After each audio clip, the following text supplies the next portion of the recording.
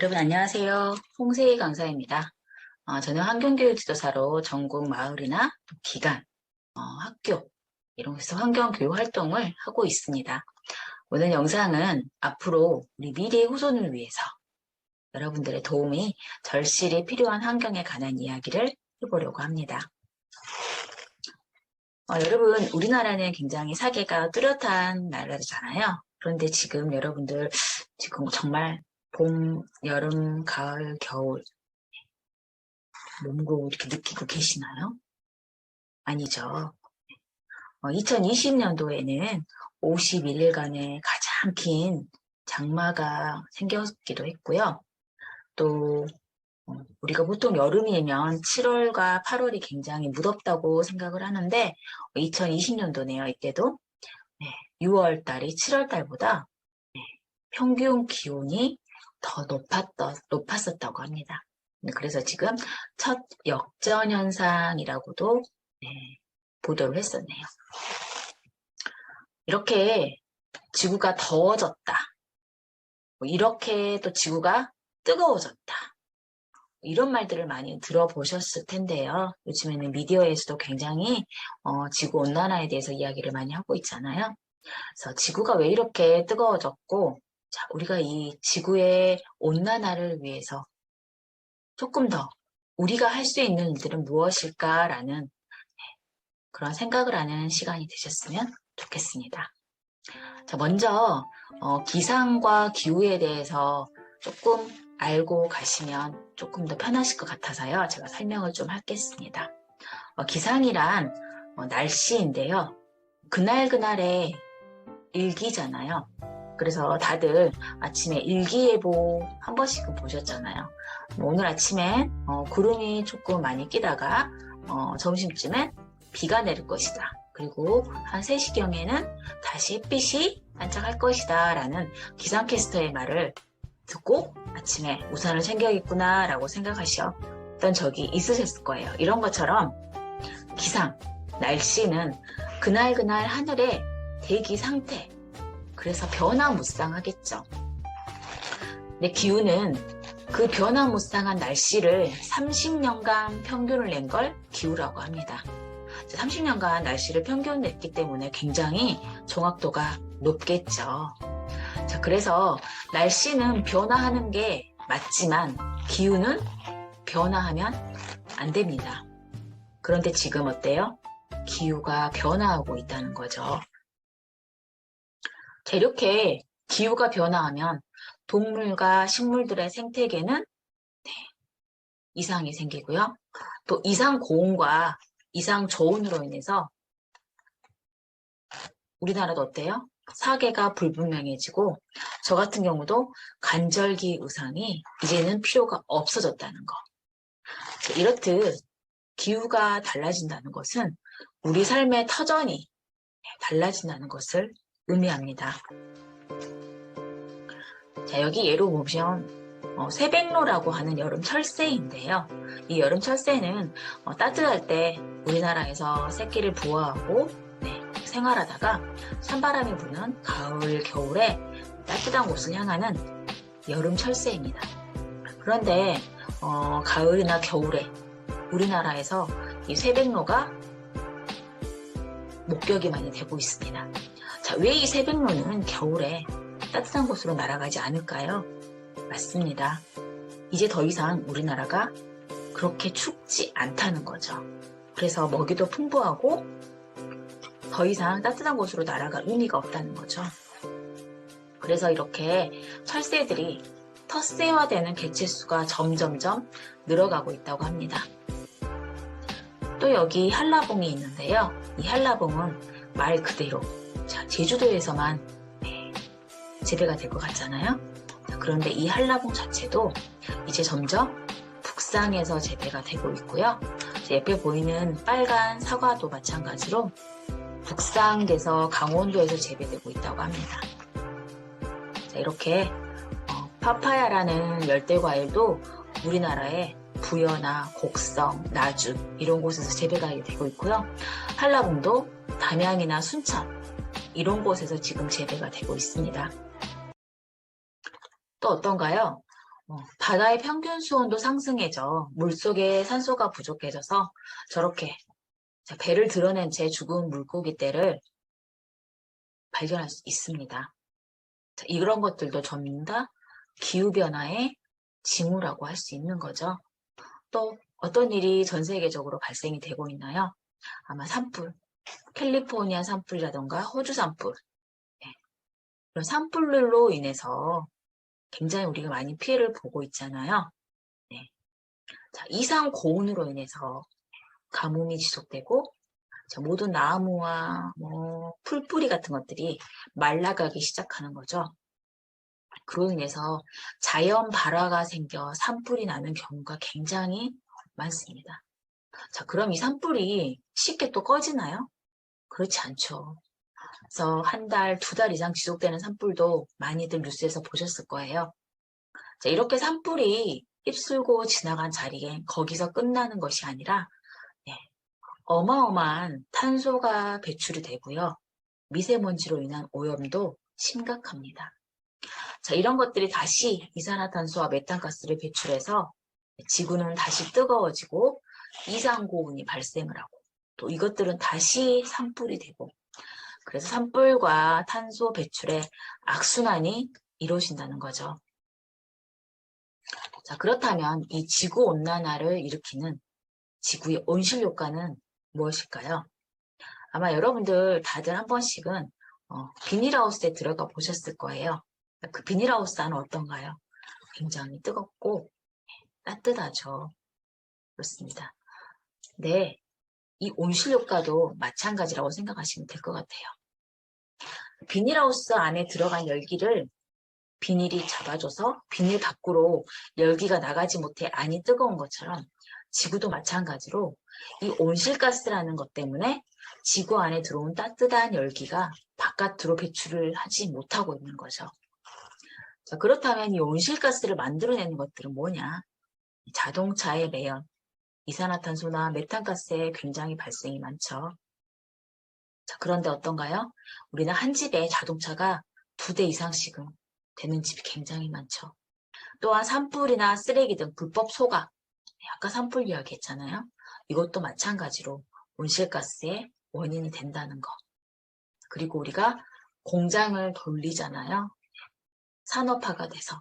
그래서 석탄이나 석유 등 이 화석연료를 떼는 이 매연, 이것들도 온실가스의 주범이다. 그리고 우리가 좋아하는 육류, 육류를 생산하는 과정과 또 소들의 배설물이나 또 그들이 방귀, 트림 이런 것들도 메탄가스의 주범이 된다고 합니다.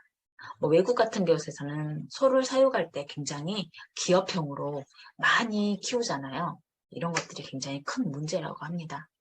또 각종 폐기물들, 우리가 생활하는 일반적으로 살면서 버리는 것들이 얼마나 많습니까?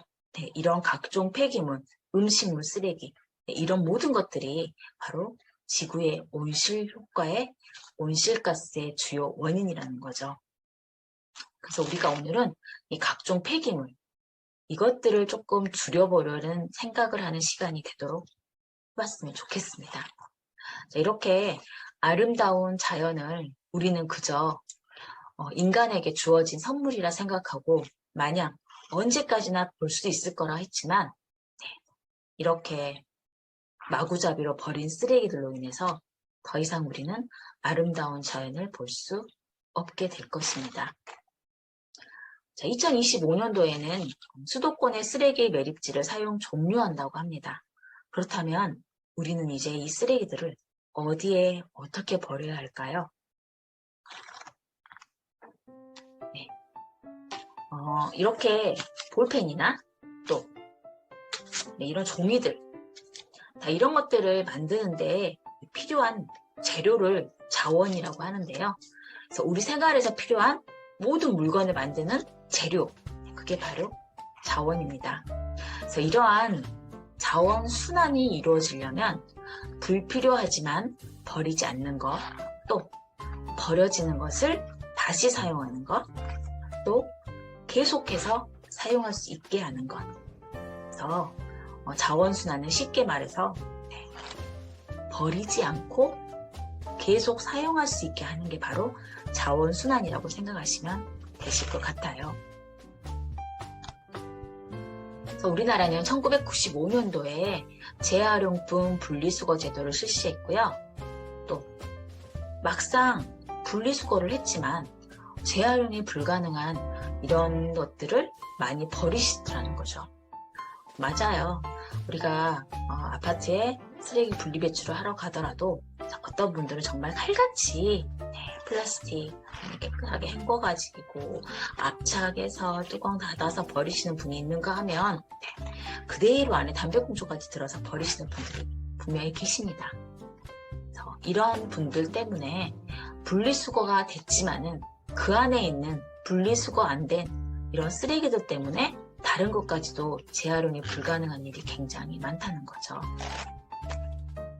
그래서 우리는 여기서 딱 알아둬야 될 게 있습니다. 바로 비, 행, 분, 석인데요.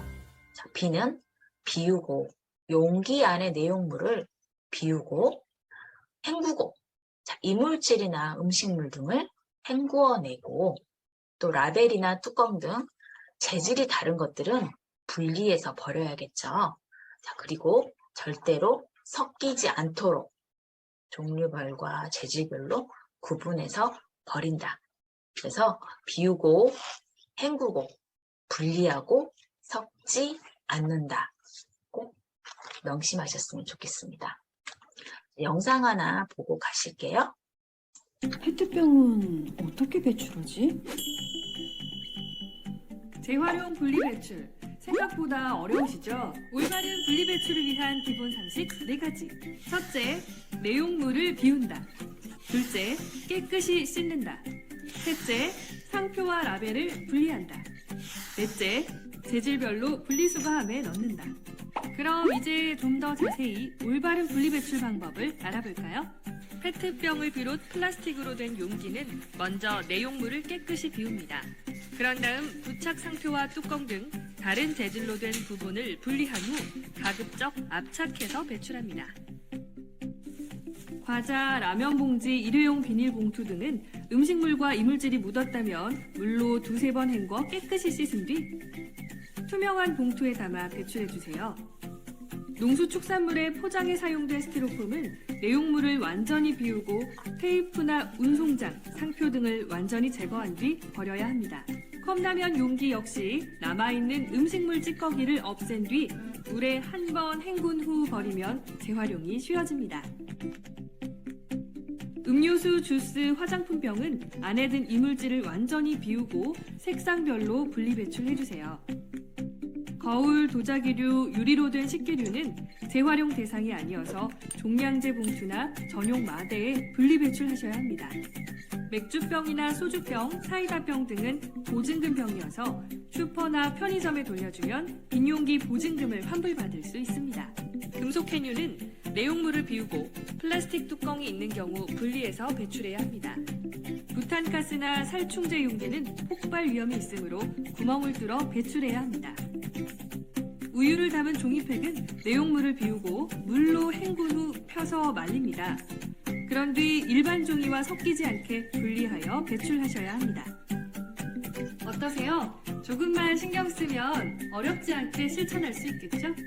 제대로 알고 실천하는 분리배출, 환경보전과 재활용산업 발전의 디딤돌이 됩니다. 이 캠페인은 환경부와 한국포장재 재활용사업공제조합이 함께합니다. 어떠세요? 네, 굉장히 쉽게 설명을 잘 했더라고요. 아마 댁에서도 다들 저렇게 완벽하게 분리배출하고 계실 거라고 믿습니다. 네, 분리배출하면 자원이 된다는데요. 자, 어떤 게 재활용이 되는 거고 어떤 게 재사용이 되는 건지 한번 알아볼게요. 재활용이란 분리배출한 물건을 고쳐서 다시 사용하거나 또 아이의 다른 모습으로 변신하는 게 바로 재활용이라고 할 수 있겠고요. 재사용은 분리배출한 물건을 손질해서 한 번 더 사용하는 게 재사용이라고 할 수 있겠습니다. 자, 여기는 지금 뭘로 만들었을까요? 네, 맞습니다.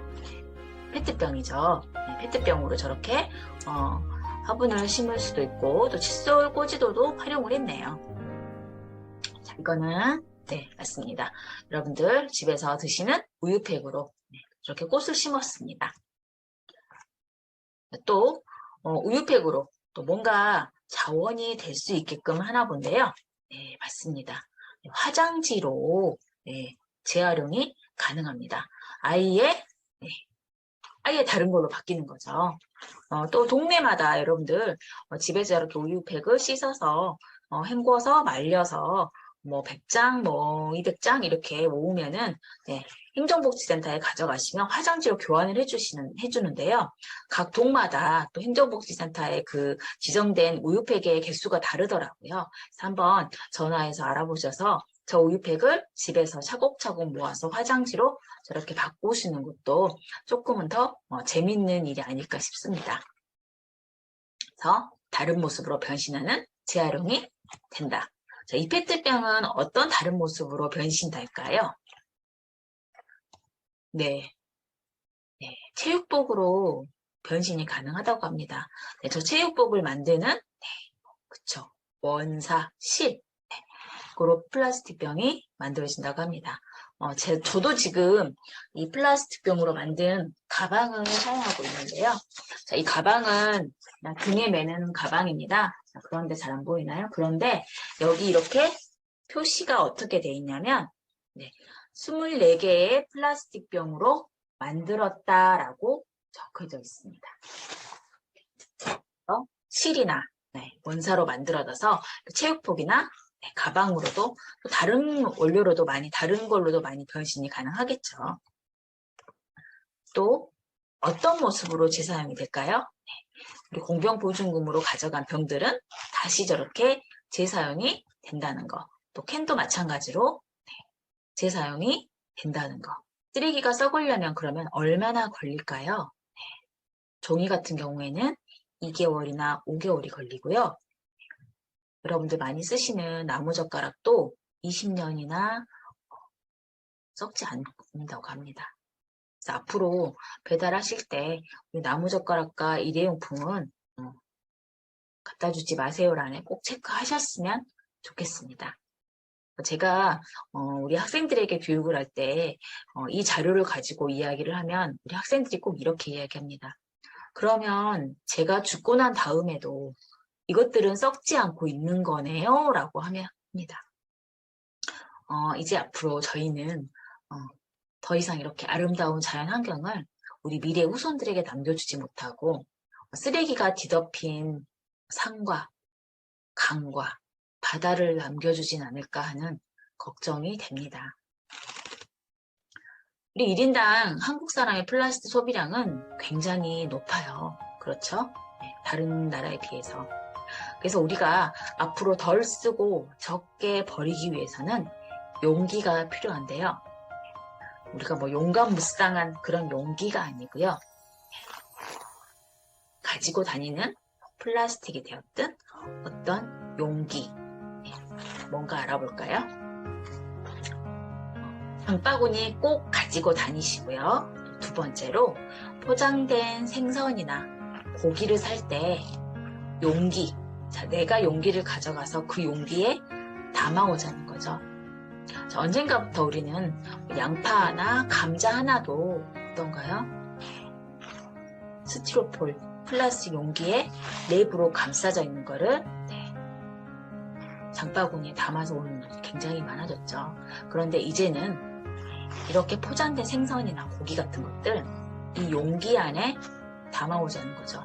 자, 우리가 이렇게 용기 안에 담아오는 이런 캠페인을 시작했을 때 생선과 고기를 파는 업자들은 더 이상 스티로폴의 랩으로 감싸는 포장을 안 하게 될 거고요. 자, 그로 인해서 어떤가요? 조금 더 쓰레기는 줄지 않을까요? 그래서 우리는 꼭 용기가 필요하다는 거, 이거 하나도 잊지 않으셨으면 좋겠습니다. 또 매장 내 고객에게는 일회용 컵을 제공할 수 없습니다. 이런 얘기 하잖아요. 앉아서 드시면 우리가 일회용을 사용하지 않고 일반 유리컵에 드리겠다라고 하잖아요. 그런 것처럼 조금이라도 쓰레기를 줄이기 위해서 우리가 할 수 있는 거를 하자는 거죠. 그래서 언젠가부터 이렇게 텀블러를 굉장히 사람들이 많이 가지고 다니고 있죠. 저도 아침에 출근할 때 이 텀블러를 가지고 나갑니다. 그래서 물도 마시고 커피도 여기 담아서 마시곤 하는데요. 자, 언젠가부터 이렇게 유행을 타듯이 굉장히 많이 보급이 되고 있어요. 자, 그런데 이 텀블러도 이 하나를 폐기할 때 굉장히 많은 에너지가 소모가 되고, 네, 그리고 이것도 어떤가요? 안 썩죠. 네.